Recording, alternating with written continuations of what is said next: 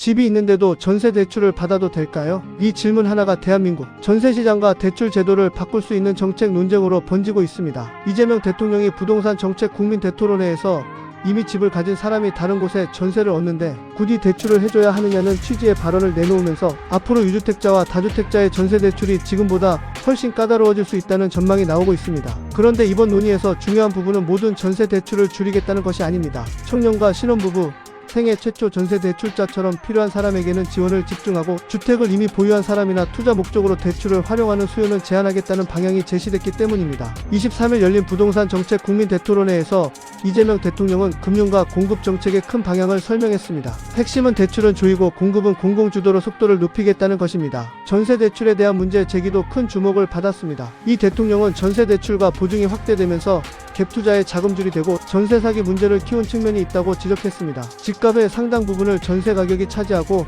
전세 보증금의 상당 부분을 대출로 마련할 수 있게 되면서 자기 자본이 많지 않은 사람도 주택을 여러 채 매입할 수 있는 구조가 만들어졌다는 것입니다. 이 지점에서 정부의 시각이 달라지고 있습니다. 그동안 전세 대출은 실수요자를 돕는 금융상품이라는 성격이 강했다면 앞으로는 누가 왜 대출을 받는지를 세밀하게 따지겠다는 것입니다. 특히 이미 주택을 가진 사람이 다른 지역에서 전세를 구하는 경우까지 동일하게 지원해야 하느냐는 질문이 핵심 쟁점으로 떠올랐습니다. 그래서 이 대통령도 청년과 신혼부부 생애 최초 전세 대출자처럼 필요한 수요자에게는 핀셋 지원하겠다는 방향을 밝혔습니다. 결국 앞으로 전세 대출의 기준은 단순히 소득과 보증금 규모만 보는 방식에서 벗어날 가능성이 큽니다. 주택 보유 여부와 대출 목적, 실제 거주 필요성까지 함께 고려하는 방식으로 바뀔 수 있다는 뜻입니다. 정부는 이미 지난해 수도권과 규제 지역의 전세 대출 보증 비율을 낮춘 상황입니다. 보증 비율이 추가로 조정될 가능성도 거론되고 있습니다. 만약 보증 비율이 더 낮아지면 세입자는 더 많은 자기 자금을 준비해야 하고 대출 심사도 더욱 엄격해질 수 있습니다. 반면 청년과 신혼부부에게는 정책 금융이나 보증 지원이 강화될 수 있습니다. 같은 전세 대출이라도 누구에게는 문턱이 높아지고 누구에게는 지원이 집중되는 구조가 만들어질 수 있다는 것입니다.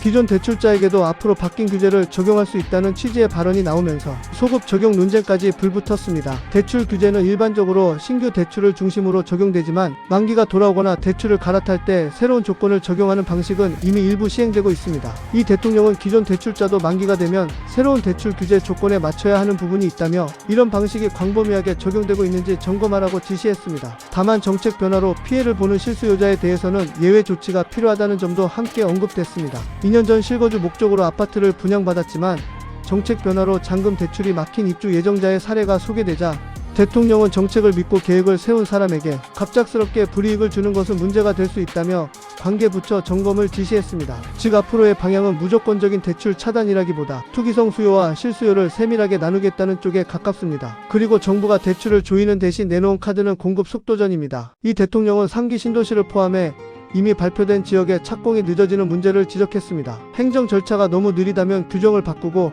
순차적으로 진행하던 절차를 병행해 시간을 줄이겠다는 것입니다. 수도권 신규 택지를 직접 둘러보겠다는 발언도 나왔습니다. 기존 관행에 묶이지 않고 공급을 진행하겠다는 의지를 보여준 것으로 해석됩니다. 결국 민간 정비 사업을 풀어 공급을 늘리는 방식보다 공공주도 공급을 빠르게 추진하는 방향에 무게가 실리고 있습니다. 과거의 작은 평수 영구임대 중심에서 벗어나 국민주택 규모인 25평과 30평대의 고품질, 장기 공공임대를 공급해 중산층도 거주할 수 있게 하겠다는 구상도 제시됐습니다. 변수는 세부 기준입니다. 유주택자의 전세 대출을 어디까지 제한할지, 청년과 신혼부부를 어떤 기준으로 보호할지, 기존 대출자의 만기 연장에는 어떤 규칙을 적용할지에 따라 체감 효과는 달라질 수 있습니다. 이 변화는 세입자와 집주인 모두에게 직접 영향을 줄 수 있습니다. 결국 대출 규제가 강화되면 전세 수요가 위축될 수 있지만 전세를 구해야 하는 실수요자의 자금 부담이 커지는 부작용도 생길 수 있습니다. 주목할 시나리오는 세 가지입니다. 첫째, 유주택자와 다주택자에 대한 전세 대출 심사가 강화되는 경우입니다. 둘째, 청년과 신혼부부,